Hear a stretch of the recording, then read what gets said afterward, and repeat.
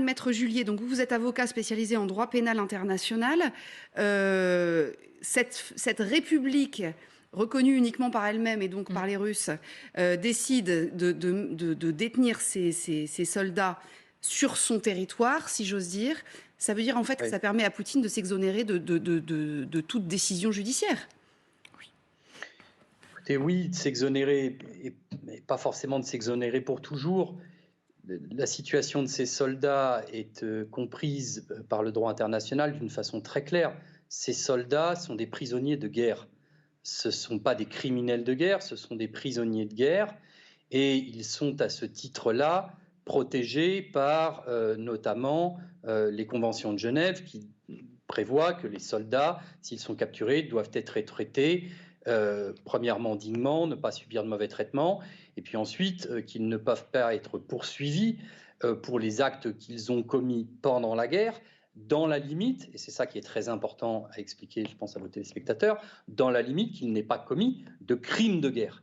Et la confusion, à ce que je comprends que Vladimir Poutine et les Russes essaient d'entretenir, ce n'est pas la première fois d'ailleurs, on va prendre d'autres exemples, est de dire que ces gens-là, ces soldats-là ne sont pas des militaires qui sont protégés même s'ils ont commis des actes de violence, mais enfin les militaires commettent des actes de violence, c'est le propre de la guerre, mais qu'ils sont des criminels de guerre directement parce qu'ils auraient commis des crimes de guerre et que donc ils perdraient la protection notamment du droit international et des conventions de Genève. Donc ils essaient d'entretenir cette confusion-là, mais à mon sens il n'y a pas de confusion. La limite, en tout cas en droit international pénal, elle est très claire. Vous êtes un soldat, si vous tirez sur un autre soldat, vous ne le torturez pas, que vous ne le violez pas et que vous ne tirez pas sur des civils, vous ne commettez pas de crime de guerre au plan du droit international. Vous commettez des actes de violence de militaires sur d'autres militaires.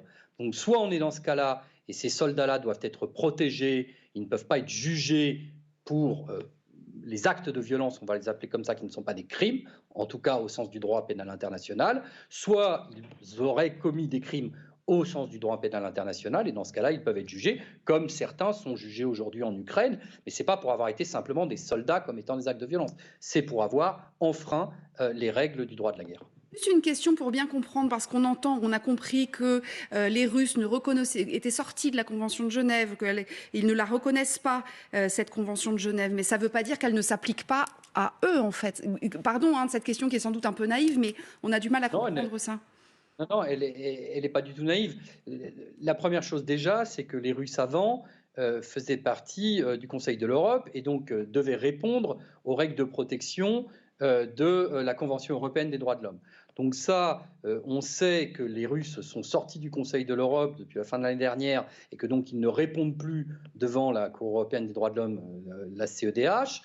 Par contre, ils sont encore partis pour le moment à d'autres instruments internationaux et notamment des instruments de l'ONU et notamment ils sont encore partis au pacte international relatif aux droits civils et politiques qui s'applique, qui est ratifié et qui comporte un certain nombre de dispositions, notamment son article 14 qui garantit le droit à un procès équitable. Donc les Russes sont encore tout de même membres de la communauté juridique internationale, ils ne sont pas encore sortis de tout, et donc ils doivent répondre à un certain nombre de règles. Et ils doivent répondre, même s'ils venaient à quitter un certain nombre de traités, le droit pénal international continue de s'appliquer au titre d'un autre corpus de normes, qui est celui de la coutume internationale, qui existait d'ailleurs avant qu'un certain nombre de traités existent, et qui consacre quand même un certain nombre de principes fondamentaux.